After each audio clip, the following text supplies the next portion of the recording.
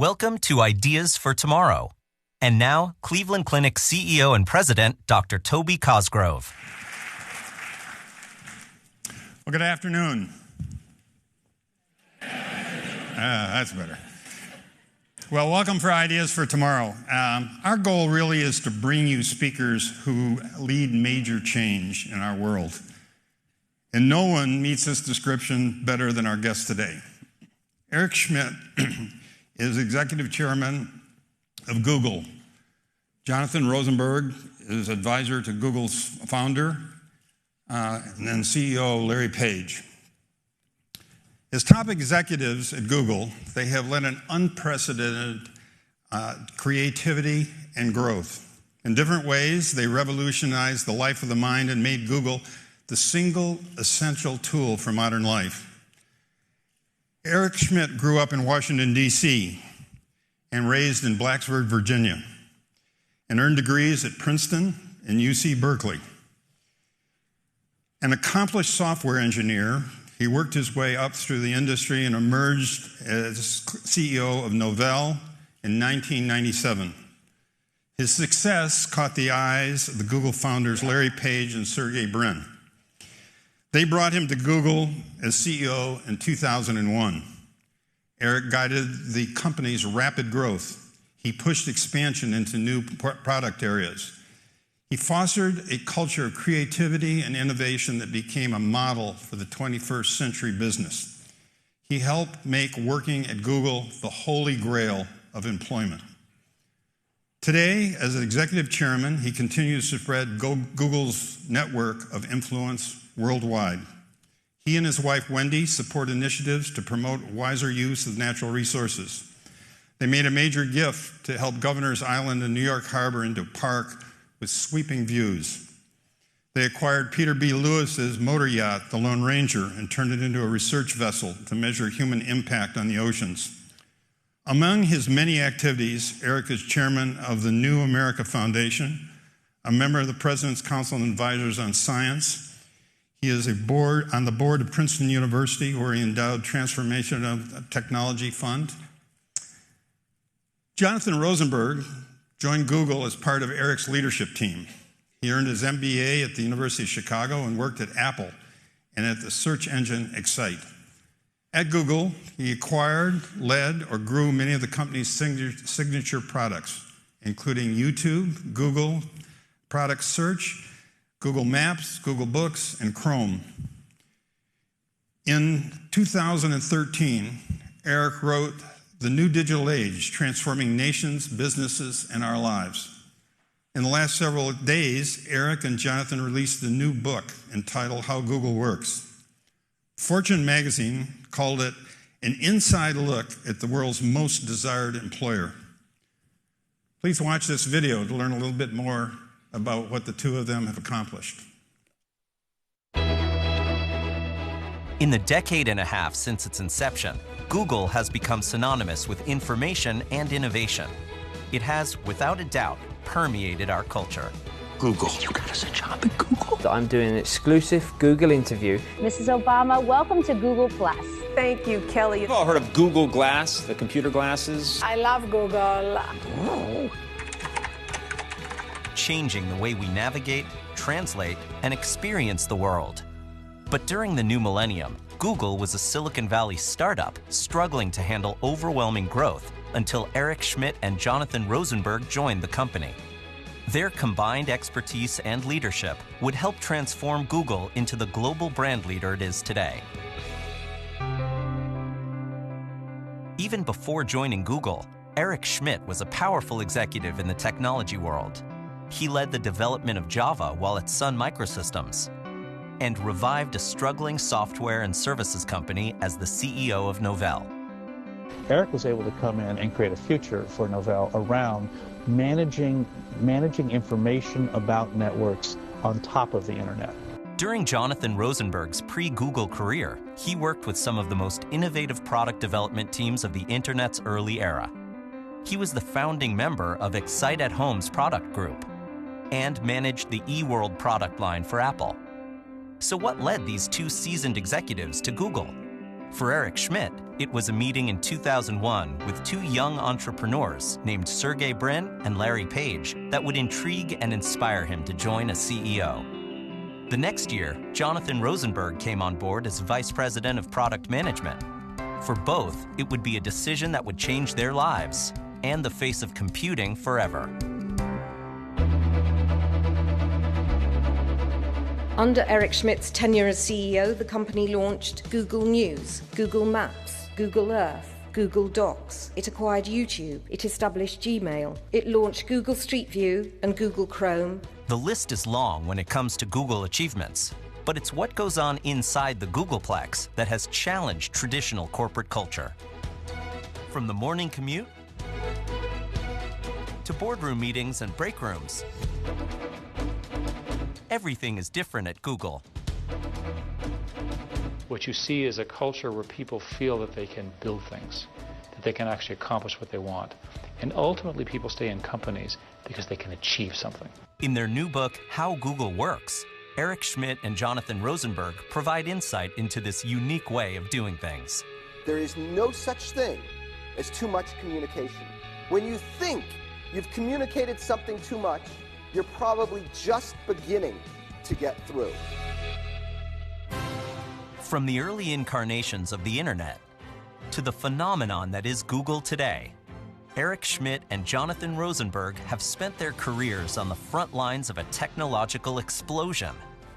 Their leadership and expertise helped launch a technological revolution and created one of the most successful companies the world has ever known.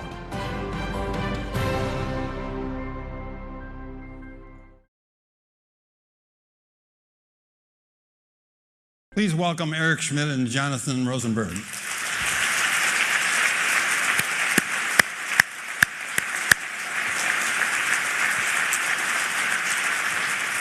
That was way too nice. Thank you.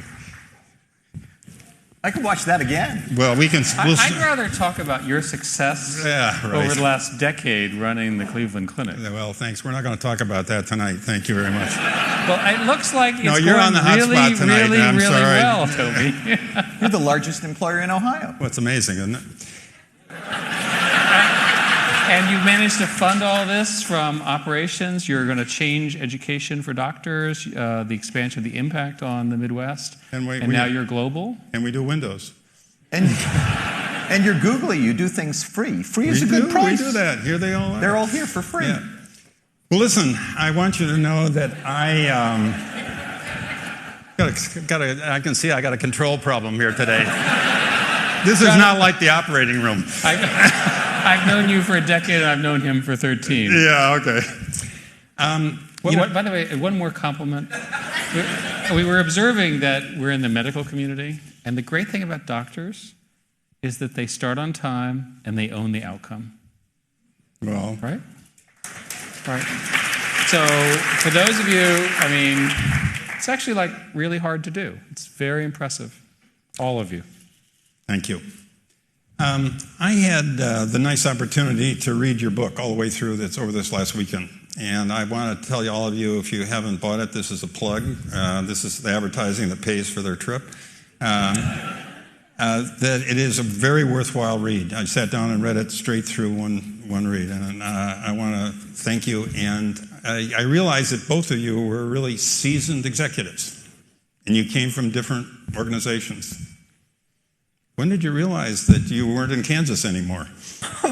There were a lot of early signs, but I think we missed them. I think for me, I showed up, and I'm kind of figuring it out, and the company is very small. And maybe a month or two after I started, I come into work, and I have a tiny little office, an 8-foot by 12-foot office, and there's a person in it who's working, who's moved his desk in, and I said, hello. He said, hello, I'm Amit. And I roughly said, what are you doing here? How did you say it? Like, roughly. in a nice way. I was like shocked. And he said, I've moved in. And I said, okay. And he said, well, and I paused, and he said, well, my office is over there, and it's really, really crowded, and you're never here. Now, it occurred to me... This gives me a pause, by the way, for tomorrow morning.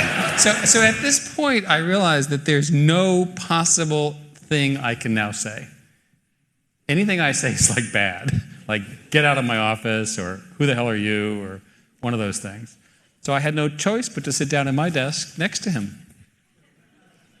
How'd you guys get on?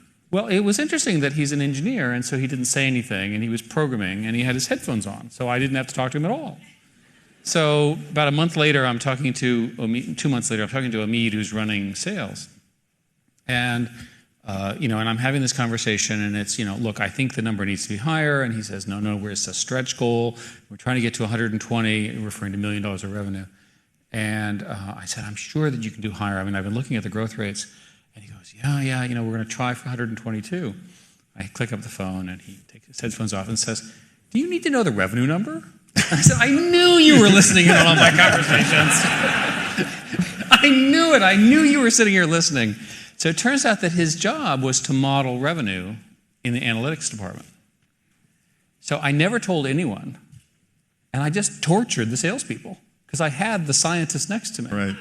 So what I learned a bit from this, aside from being just sort of fun, is one, sometimes God sends a gift, right? And that gift was Amit sitting next door to me. But the other thing I learned was that you can model things analytically in this new world in a way that I had never imagined. And that's been one of sort of the core values and theses of Google. And I think it's also a core value today for all of us and everyone here. Jonathan? My moment was different.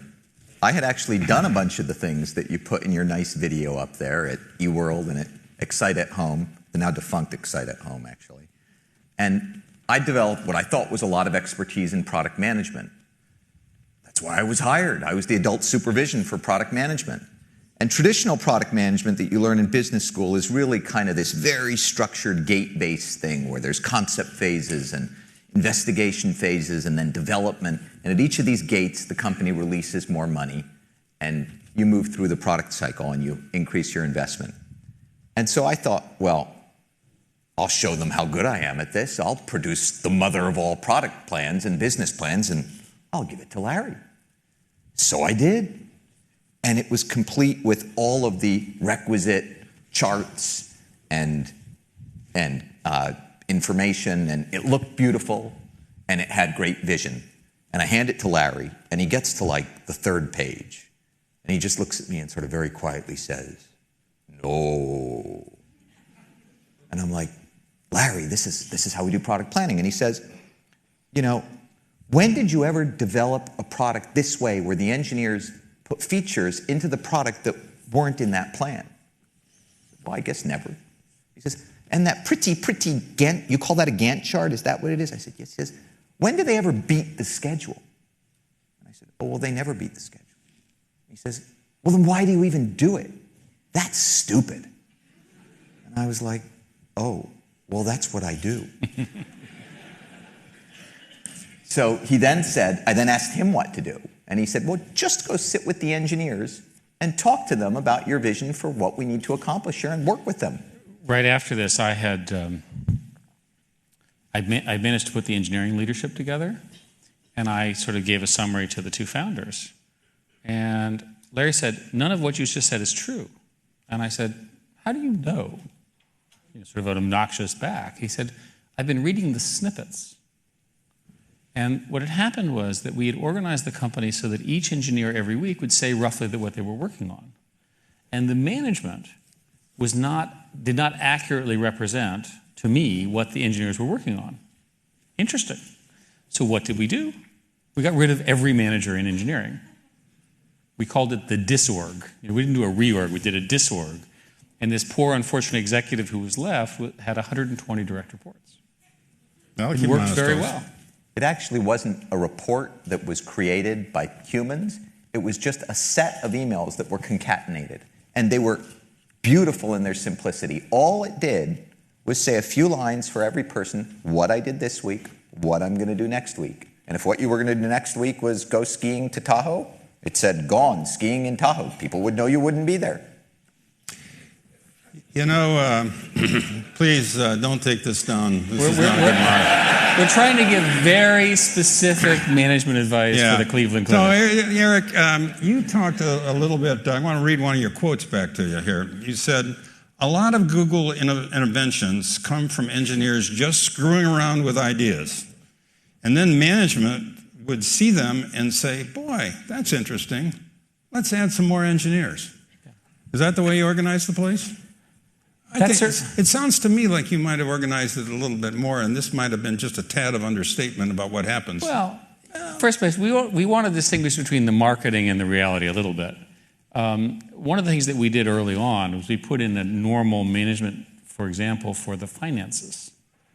And the sales teams were managed normally. So what we would do is bring people in and we would take them to the lava lamp rooms where all the lava lamps are running. Yeah. And we say, observe engineers doing creative things. The other part of the company, which looked normal, which we needed, because we didn't know how to do it in a crazy way, we actually had. But the core thing that we did do is we allowed people to sort of set very high goals. And one of the sort of problems with corporations is that they set low goals. Jonathan likes to say that instead of saying being 10% better, why don't you be 10 times better? Now, the problem is that it's very difficult to hit 10 times better. So if you end up being 3 times better, and in the culture that's failure, then you've missed the entire goaling structure. So we put in place a structure where we would set goals, and if you got to roughly 70% of them, that was an A. And you could never do that in a normal situation. Astro Teller, who works for us, says that imagine you're given a goal to build a new car. And somebody says, build a car that gets 70 miles per gallon. That's a project. But if they say, build a car that gets 500 miles to the gallon, that's a completely different project. You may not actually build a car that gets 500 miles per gallon if that's your objective, but it's probably going to be okay if you fail, and you'll probably come up with something fundamentally new that nobody's ever done before. Yeah, and using that as an example, by the way, I actually did a whole study on this. If you want to get into the hundreds of miles a gallon, you have to change the weight of cars.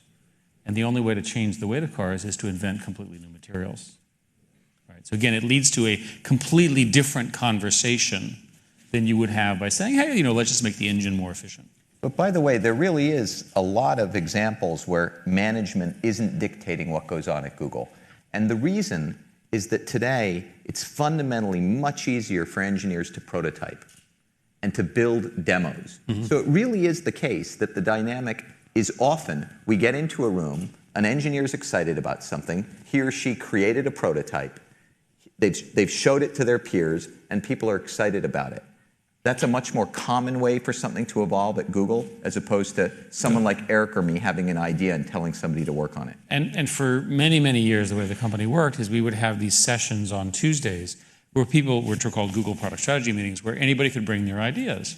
And they were always like a mess. We were always running late, they were always complicated, but as a result, we kept seeing all these new ideas coming through, and I think that ultimately is how we systematized innovation. My favorite example, there are plenty of examples of this, my favorite example is that an employee had figured out that if he took his phone and he could take the other people's phone's location, he could not only know where his friends were, but he could predict where they were going in real time. So he presents this. He's all like 22 or 23. And I'm sitting at the other end of the table, and I go, oh, my God, you've invented this. And I have this ashen face. And he thinks it's praise. Now, I'm just sitting there doing in my math, the lawsuits, the privacy issues, and so forth. So Larry and Sergey picked up on this and decided that this was the best invention ever made. So all of a sudden, I've got a disaster on my hands because I've got the founders who are very important, very powerful, and they're saying to this 22-year-old, you're like God, right? And I've got this sort of privacy and legal disaster on my hands. So we ultimately solved this problem by allowing you to restate where you were so that you weren't really there. Oh, that's interesting. Sergey parked himself kite surfing just off the Dumbarton Bridge for a week. In Google Latitude, not really in the Bay. So I think that brings up an interesting point. So you've got 3 very bright, very talented, very creative personalities. How the hell you run the company? We did okay. I recognize that. I'm trying to take lessons from that. I think in tech, if you look at success, we always pick a specific icon. And these are often very impressive people, but in fact, a relatively small team works together to make these tech companies. And I suspect this is true in other businesses as well. So when I was added as a member of the management team, I knew this. I knew I'd be working with brilliant young founders. So I set myself out to sort of organize things and to fill in the gaps. It's their company, it's their ideas, and frankly, their ideas were better than mine. And that structure worked pretty well. A classic example would be that the two of them would have some argument. We'd be sitting in one of these product strategy meetings, and there'd be some very important decision. I remember one which involved the primacy of the browser. Today Chrome is very successful, and if you're not using Chrome, you should. It's free, it makes things faster, it's the most stable platform, please use Chrome, it works on every platform, blah, blah, blah.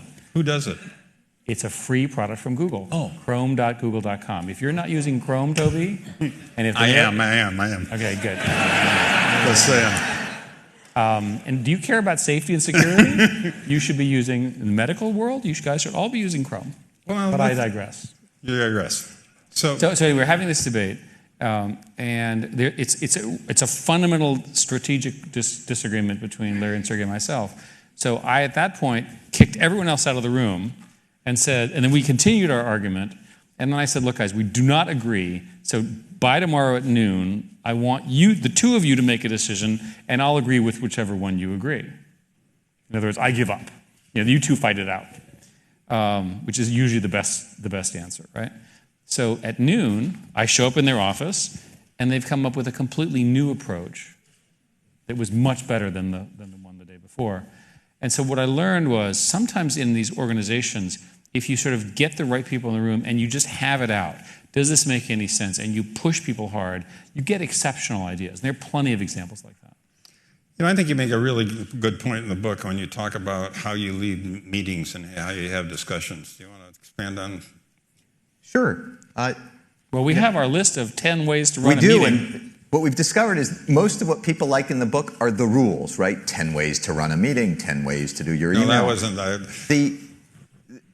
The information that we have on meetings really, to me, strikes me as common sense, but what's astonishing is that most people don't actually do it. Most people don't have a very clear owner. The owner isn't typically the most senior person in the room who needs to run the meeting. The most senior person typically doesn't take the minutes. The most senior person doesn't typically think thoughtfully about who should be in the room and limit the number of the people in the room to some reasonable number. People create standing meetings and then expect everybody to go all the time, which is a complete waste of time when you add up the combinations of man-hours that are there. And then they don't take good minutes. So people are afraid to miss the meeting because they're going to miss the content, and that makes them feel like they're forced to go. So just the basics of the mechanics of forcing that every day and forcing the most senior person to do it makes an enormous difference. You get fewer meetings and you get far less wasted time. You'd be amazed how much meeting hygiene, right? So literally running the meetings more efficiently improves productivity in general, because that's what managers do. We did have one massive management failure, which was my problem. I announced that we should have a meeting, which was the management meeting of the company, that would be 1 hour long per week. So I figured that everybody can put up with 1 hour. And I further decreed that you couldn't be doing email during the 60 minutes. So we would police this by, I would yell at people. So eventually Jonathan would take his then mobile device and do it under the table. It's called the prayer, I sort can of do praying like this, What are you doing, Jonathan? Right, so then we would have other people would call him out and so forth. And eventually I discovered that you can't, at Google, get people to go offline for a face-to-face conversation. It's shocking to me that you're also not doing your email at the same time you're interviewing us. But he did manage to institute one rule related to meetings, which I actually found to be torture at the time, but worked pretty well, which is the only thing executives actually control is the calendar. So when we would have a crisis, Eric would just say, we're having a crisis. We're going to have a daily meeting on this. And we'd actually have a daily meeting. I used to give this speech that if you guys can't resolve this, I'll have a weekly meeting. And if that doesn't work, we'll have a daily meeting. And if that doesn't work, we're going to have an hourly meeting. And we had a crisis where, and do you remember the name of it? It was the first transition when we went to the new database. And no one quite understood what the database transition was, and this drove the Drano meeting. And they had done the conversion over the weekend. It was very strange because in my previous life, I had always gone to the data center to see these conversions, but at Google, no one ever visited the data centers because the data centers are out in the cloud somewhere. So people are just sort of sitting around, and I came in on Monday, and of course, nothing's working. And so we, in fact, did this daily meeting thing, and within a week, we got it fixed. This precedent has been used many times. If you follow the ACA healthcare debacle with respect to signups, they not only did they do daily meetings, but they did standing daily meetings, and standing meaning standing up, not standing on your calendar, and it worked. You know, there's some people here I know who would like to come to work for Google. How do you select people if they're going to want to work for Google? We detail the attributes in the book. I mean, certainly the things most people are familiar with: cognitive knowledge, role-related knowledge. But what I really focus on is passion. You can't teach passion, and what I found is you can teach just about everything else if a person is smart. But if the person lacks passion, they're not going to have the kind of curiosity for attacking big problems and big challenges. So passion and curiosity are, for me, the number one thing. As long as the person passes the requisite CAT scan that reveals signs of electrical activity. Is that what you guys do? You're like, ooh, he's very googly, right? Ah, there's That's a word. when you put us in that machine. Googly. Do you have a googly machine to check googliness? Well, checking googliness really is what we do in interviews, right? And what we're looking for is to find that passion. We're looking to find if they pass what we call the LAX test, right? Like, I've been stuck in the equivalent of LAX the LAX for test like is 8 really, days. everyone here will understand this. You're stuck in the LAX airport for 6 hours. At the end of the 6 hours, are you still interested in talking to this person or not? This is a very tough test. That's a tough one. It's a very tough test. Now, speaking of interviews, you had an interesting interview when you came to Google. And I'll bet, you only get part of it in the book, but I think there's a lot of bachelors here who'd like to know the whole outcome of that. Well, yeah, I told the 10-second version on the Today Show. I'll tell the slightly longer version. So I get to my interview, and again, I come in thinking I'm a big shot, right? Because I'm in a big job, and this is like a small little company. This was actually 2 years before Eric hired me, so Larry and Sergey were 2 years younger. And I come in, and Sergey interviews me, and he asks a bunch of questions, and I think I do okay. And then he sort of just sits back, and he says, "Explain to me something complicated that I don't know." And he points at the whiteboard, and I'm like, well, I sort of remember bubble sort. Maybe I could do that in BASIC with a double for next loop and figure something out. And then I think, that's probably not a good idea. Something he doesn't know. Okay, economics. So I start pulling up my economics memory, and an average cost states that marginal cost biceps average cost at the latter's minimum, set up a cost function Q of x over x, take the first derivative, Q prime of x marginal cost equals average cost, which is Q of x over x, and I'm very proud of myself. And Sergey's like, this is elementary college calculus. I was a math Olympian. And so I look at him, and he's in his torn jeans, and I think, oh, I will switch gears. Mr. Brin, I shall teach you courtship. And I got up at the board, and I said, Chapter 1, dangling the hook. And I started to tell him the story that before I met my wife, somebody told me that there was this nice Jewish girl who was dating somebody else at Watkins Johnson, and that I should meet her. And I said, well, give me her address. I'll send her flowers. And I sent her flowers and a puzzle. And from there, I launched into my explanation to Sergey of courtship. And he seemed quite satisfied and interested. I bet there's some more chapters we'd like to hear for another day. Guys, you can see me afterwards.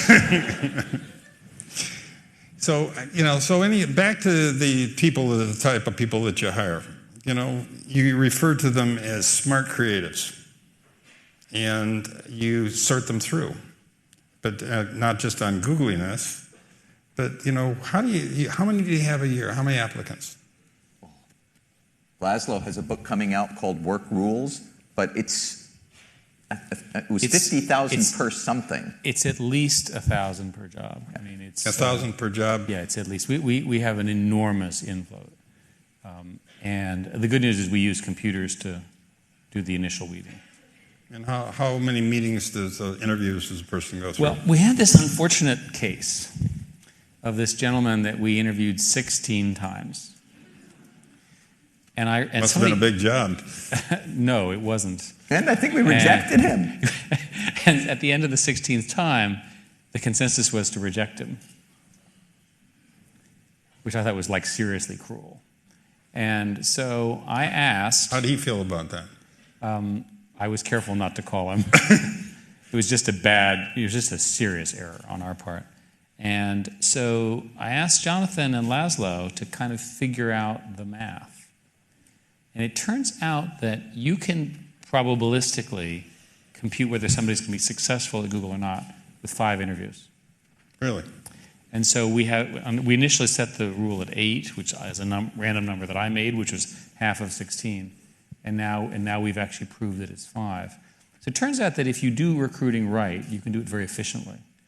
And again, I think using Cleveland Clinic as an example, you all are hiring a lot of people. Mm-hmm. And even if you're not growing, which in your case you are, but the average company isn't growing that much, they're still replacing quite a few employees for retirement or job change or what have you. So you could begin to use these principles everywhere. And we identify with the Smart Creatives at least sort of 3 components. One is some kind of technological or analytical capability. In medicine, that's obvious, right? Because it's a highly technical field. Anyone who's in the medical community is skilled at a specific thing that matters a lot to life care. Another one is some kind of business acumen. They're interested in business. They like being in business. They want to make money or have an impact. And the third one is curiosity. And so if you can, in a few interviews, ascertain that, then the rest of it, the resume and so forth, is quite predictive. And, so how do you keep them there? You say you exile the knaves, but fight for the divas. Yeah. What the heck does that mean? A lot of people have picked up on that. We tend to have people work in very small teams in close proximity to each other. And that creates kind of built-in social controls and dynamics. And you want to get rid of knaves quickly and brutally. I define a knave as someone who lies, someone who cheats, someone who steals, someone who takes credit for somebody else's work. Because if you get too much of a tipping point in knave density, then everybody's miserable. So the social dynamic, along with the help from the manager, exiles the knaves. But the same social dynamic can drive out the people who we call divas. A diva is the kind of person who exhibits high exceptionalism and is extremely demanding and sometimes difficult to work with. So you need to identify those difficult people who are actually brilliant and doing a good job and make sure they don't get driven out. Exile knaves, fight for divas. So where do you put the divas? Do you have a diva room that you isolate? No. They have to stay with the... But I think part of it is that as much as I would like the world to be kumbaya, where we're all best friends, we're all even and so forth, human ability is not uniformly distributed. And there are people who are exceptional and also difficult. Perhaps this is true in medicine. Oh, occasionally. Perhaps I'll let you speak to that subject. But those people, if they're honest, hardworking, principled, are enormously valuable. So the executives need to protect them to the point where they can get their job done and they can lead. And I'm not arguing for arrogance, because I think arrogance sort of comes with the package, and obviously we don't have to be too arrogant, and our industry is certainly accused of arrogance correctly. But the fact of the matter is it takes that energy to drive human systems forward, right? We are going to solve this problem. I'm going to invent this. We are going to do this together, right? All of those skills require this sort of diva-ish behavior. So in 2004, in your IPO letter, you wrote about don't be evil. And I think that's perplexed a lot of people as a sort of a statement for a corporation. Sort of tell us, how you think that applies to all the things that you're going through right now in terms of, privacy, et cetera. Well, first place, it sets a pretty high standard. And we knew we were doing that. But the real reason that don't be evil exists is an internal control mechanism. So again, in my first year, I'm assuming this is some marketing crap, right? Because they give you the sort of sayings of a company when you join. And this had been around before I showed up. And I'm sitting in a room, and there's a presentation on a certain kind of mixing of ads and our normal results. And one of the engineers, his name is Ron, sits there, listens to this for all, and pounds his hand on the table and says, "That's evil." The entire conversation stopped, and there was this sort of 45-minute, literally, argument on whether this was evil or not, and we stopped it. And I'm sitting there going like, oh my God. And I realized that this principle is a way of internal judgment, since there's no book that codifies evil in a tactical sense. There are in a religious sense, but not in a tactical sense. That you need to have permission to have the conversation. And so this principle guided almost all of the decisions that we made. And the other principle, which again Jonathan promoted a great deal, is we make decisions based on end users. Right? So if you're doing something which is not about an end user and really about something else, you're in that kind of maybe evil territory, and you're going to get called out. And that's, in my view, served us well. So when as you know, because you and I have been friends for a long time, my sort of current job is largely dealing with other people who would regulate, compete with, or otherwise affect Google. Sometimes welcome, sometimes not. But I always start by saying, we made this decision because it made the end users happier. Right? We're solving for the end user outcome. Right. And that's a pretty good starting point for a conversation, as opposed to we did it for earnings or revenue or shareholders. And how do you perpetuate that from a small group like you had all the way across 40-some thousand people all over the world? Well, we're much more open and aggressive and transparent with communication. And one of the things that has surprised me as I sort of look at the management literature is most companies are not nearly as aggressive with email, with their own corporate website and internal website, intranet, and sharing information with their employees. One of the things that Eric has championed, which I remember because I did all the board slides for him for 9 years, is every time he presents to the board, a few weeks later, he presents the exact same set of slides to the employees. And we do this today, by the way. All the employees. Right. Now he does it via a video conference. So I think accepting that you've got ubiquitous information available if you produce it to people is very powerful, and yet most companies grew up in this traditional approach to decision-making and information management where it's sort of siloed and it flows down only to the subset of people who need to know it. And these silos, by the way, are horrific, and they exist in all forms of medicine, universities, the government, big corporations. And they ultimately cause people to have very narrow goals, right? I'm trying to solve this problem. And these are honest people trying to do a good job. We argue very strongly in the book, as you know, that you should hire generalists and you should form teams that cross functions to try to solve new problems. So again, you got to do it all. You got to hire the really smart people. You've got to give them creative permission. You've got to set very high goals, and you have to communicate with them, right, in both directions. As an example, tomorrow morning in California, we're having the equivalent of this talk internally. And Google has an internal message board called Dory, where the employees submit questions and they rank them, and we're required to go from top, and the ranking changes during the meeting. So it's as though we're being judged by every answer, and oh, you didn't answer this question, and boom, and so forth. And you know, you were required to operate that way. I personally prefer sort of normal human interaction, but this is how it works. Normal humans or just interaction? Normal. But it's a good example of how you can use tools to affect a culture of challenge and openness that really does benefit. Let me ask you, what does Google know about us? Well, it depends on a lot of things, but let's assume that you haven't done anything unusual with respect to your settings. Boring. You're boring. I cannot imagine this to be true. So the normal situation would be that your queries are retained for approximately 18 months, and then they're anonymized. So during that time, to give you a technical answer, if the police, for example, gave us a lawful subpoena, which they do occasionally, but not in your case, we would give that kind of information out. And they're typically looking for criminal intent. And that seems like a reasonable compromise between the interests of society and so forth. If you don't like that, Google now gives you a privacy panel, which you can look up on Google using your favorite search engine, which will allow you to delete all of this information. And indeed, you can use Google in such a way, it's called incognito mode, that no information is ever retained about you.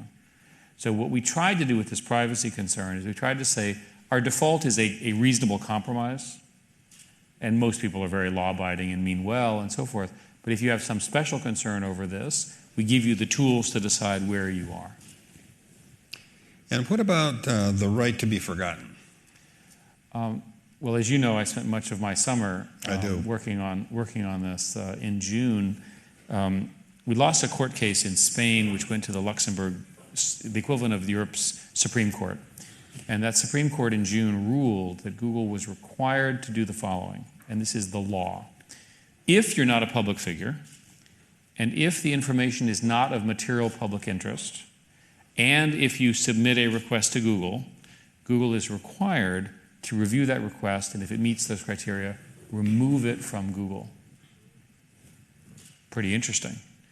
The initial case was of a Spanish person who 20 years earlier had failed to pay his taxes on his housing, which is apparently a common problem. And so he was found guilty, and he wanted that history erased for some current rule. Google doesn't like this rule at all. It's probably not a rule that would be acceptable in the United States. And we are now leading hearings in Europe, which I'm driving personally, to try to understand how to handle the ambiguous cases. And without going into the details, each and every one of you can imagine all sorts of complicated cases where the right to know is in conflict with the right to be forgotten. And we don't remove it from the source. We're removing it from Google. So if the article was in the London Times or something, it still exists in the London Times. Right. It just doesn't exist in Google. Let me just ask you a few final questions, and then we're going to turn it over to questions from the audience. Give me your view of what we're going to look like 5 years from now as a world.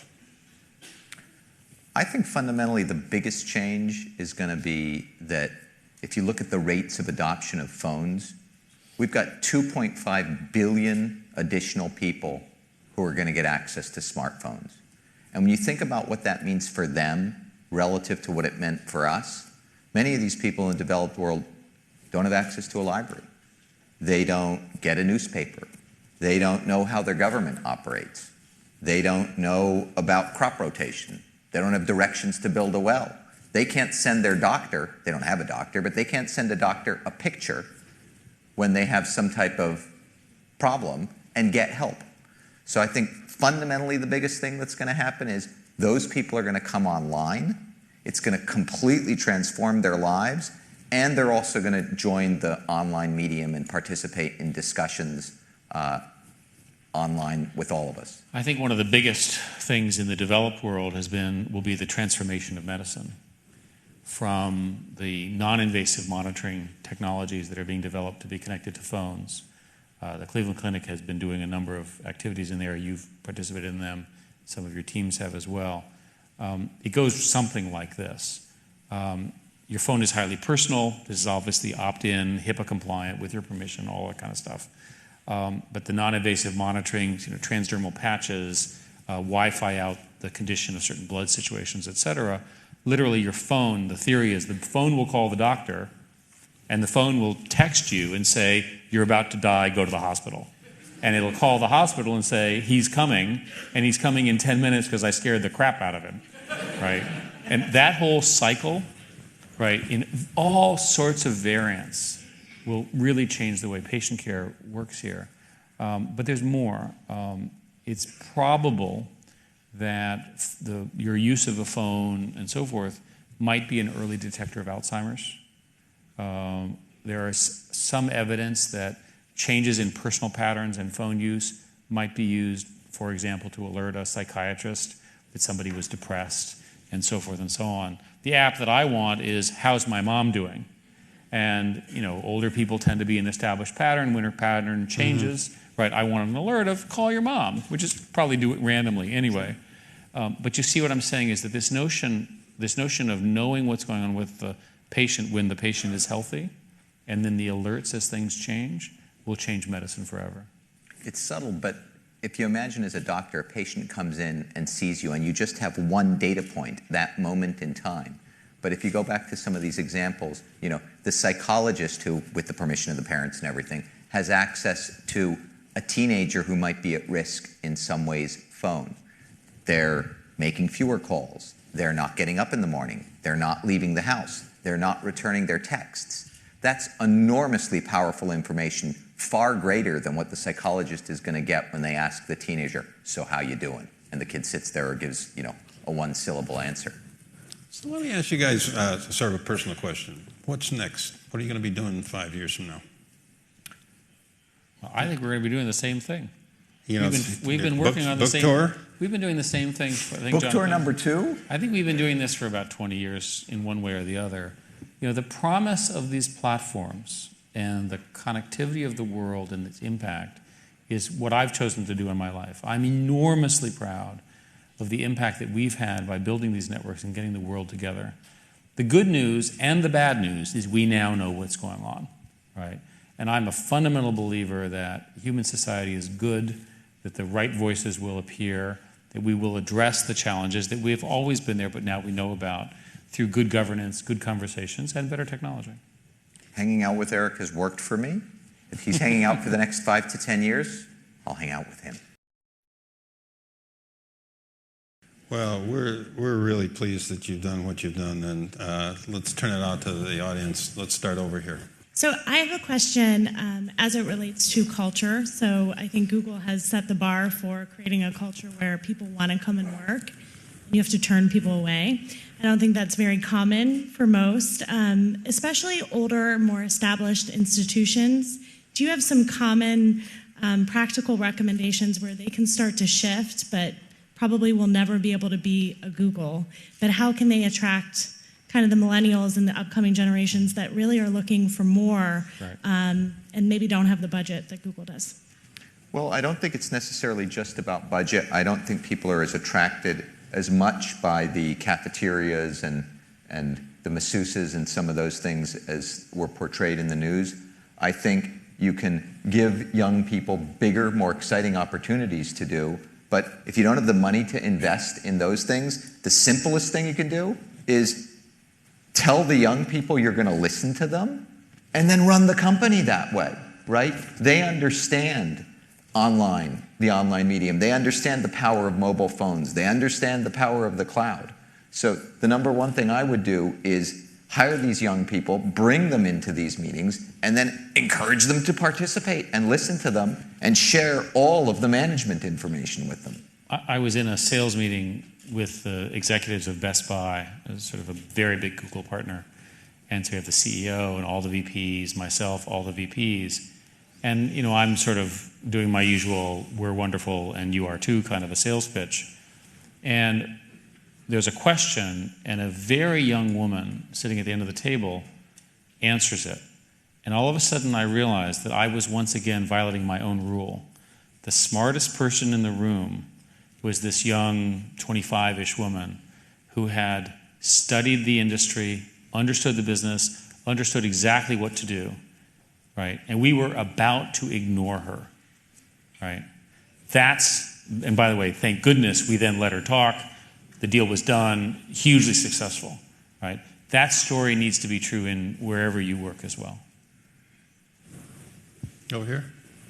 I have a question about how your engineers work. I assume you have a certain percentage of time where they are able to work on their own private projects or pet projects. So how do they account for that time, and then what does that mean for staffing? Do you have to overstaff all your projects by 30% if they're spending 30% of their time on their own projects?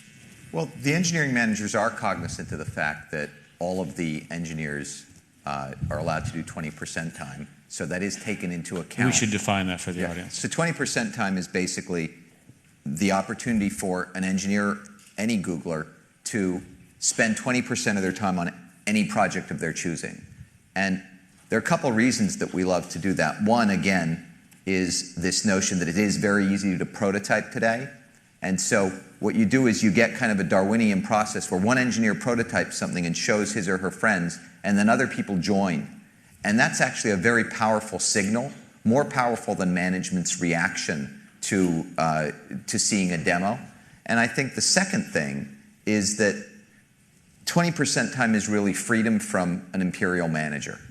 If you've got a dictatorial boss, you can say, I'm not doing what you told me right now because it's my 20% time. And I think the reality is that these are not employees that are working 37 hours with, a half an hour lunch break and so forth. These are people who are passionate. And so we get many more than a 40-hour work week, out of this process. Oh, thank you. I've got a question for you. First of all, I want to congratulate you and thank you for being successful, because the truth of the sad world we live in is that the world of business is broken.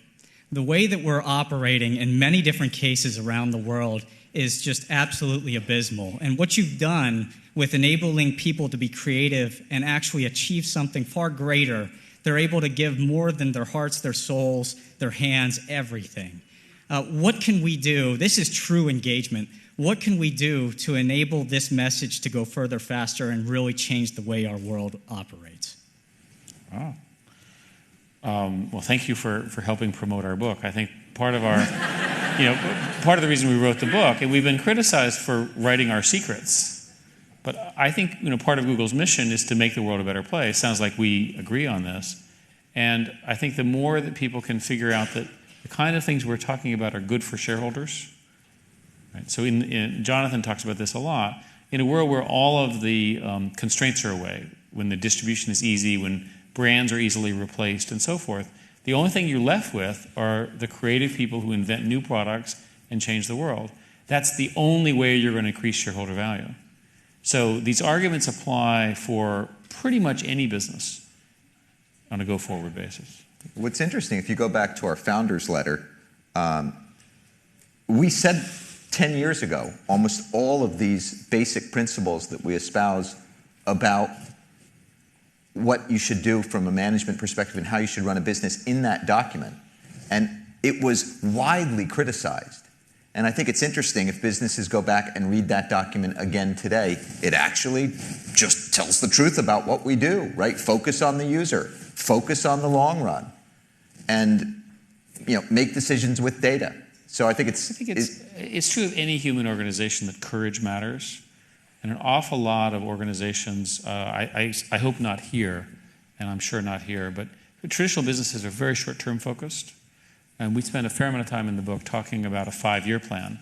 And I would offer to you as a critique that whenever somebody proposes something to you as a decision, whether it's a government decision, business decision, personal decision, put it into a 5-year context, right? And debate it. If I do X, what does 5 years from now look like? Which is the right question that you asked. And that's how we try to operate. Oh, yeah. Thank you, Eric. This is one of the best presentations that I've heard from many people that I've listened to. And thanks, Dr. Cosgrove, for asking a lot of good questions. I have 2 questions, and they are separate questions. They are not connected to each other. The first one is, you met with the Prime Minister of the largest democracy on the planet day before yesterday for a breakfast meeting, Mr. Narendra Modi. Can you tell us what the meeting was like? Because Mr. Modi says that India has a lot of things going for it, including democracy, which is not there in China. It has demographics and demand. So what is Google doing to develop a market in India? And what's your second question? My second question is, if Dr. Cosgrove called you tomorrow and said, Eric, we have the technology to clone you, because we need hundreds of Erics like you in the world. Other than you allowing us to clone you, give me 3 names of the people in this world that you would like to clone. I know that Larry Page said that if he dies, he wants to leave all his money to Elon Musk. I want to know which are the 3 people you would like Dr. Cosgrove to clone. Thank you. I would suggest, I think on the latter, there's a simple answer, which is that there's a new generation of people who are far smarter and far more capable than I am. I would argue Jonathan is the beginning of that generation. But frankly, this new generation of 20-somethings, the sooner we can turn the world over to them, in my view, the better. Smarter, better educated, better values, and so forth than my generation. But that's my own opinion. With respect to the Prime Minister Modi, I did meet with him, and I was very impressed. His story, if you don't know, is that he's a newly elected leader of India. India is democracy. It's a very messy democracy. It's many different religions, cultures, and so forth. But somehow, due to sort of extraordinary charismatic skill, has managed to unify it around a growth agenda. And he's doing, at least his rhetoric is, to do exactly the same things that you would provide for a developing nation. It's basically build roads, build manufacturing capacities, strengthen your universities, reform the tax system, reform the bureaucracy. These are all the things he said. And he also has a digital agenda, which is consistent with wiring up the world's most populous planet. It's interesting that India is growing at about 4 or 5% a year and has done so for a decade. So India is sort of, we always focused on China, but India is probably the interesting country, in our future. Okay, over here. Gentlemen, it's been a pleasure to just listening on this conversation, so thank you so much for your time. I'm a firm believer in incentives, that incentives work both on a negative way and in a positive way. And so I'm just curious a little bit about how you approach incentives, how you incentivize people to accomplish goals, and then maybe if you have either a positive or a negative example of that, I'd be very interested. Sure. Well, I think if you self-select for passion, then you don't have to worry as much about incentives because you're selecting people who are really self-driven.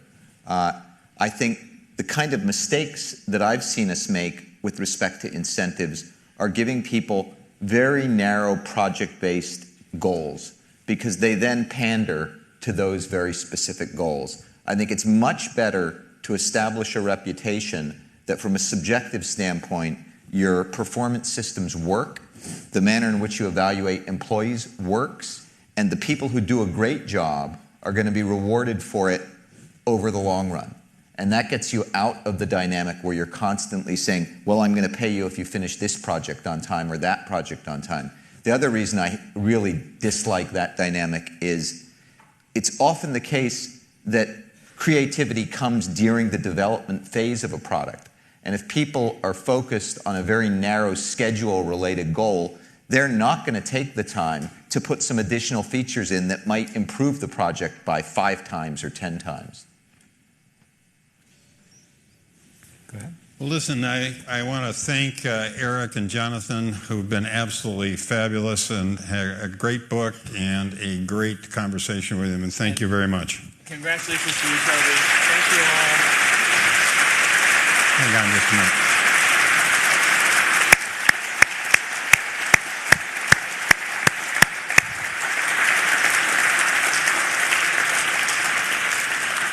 And continuing in this 2014 speaker series, I want to tell you about our next speakers. Gentry Lee from the Jet Propulsion Laboratory will be here to talk on October 13th. He talks about space and landing on Mars, and it's an absolutely spellbinding speech. Tom Friedman from the New York Times will be here on November 5th, and Norman Foster will be here, who is designing our new health education complex, is going to be here on November 19th.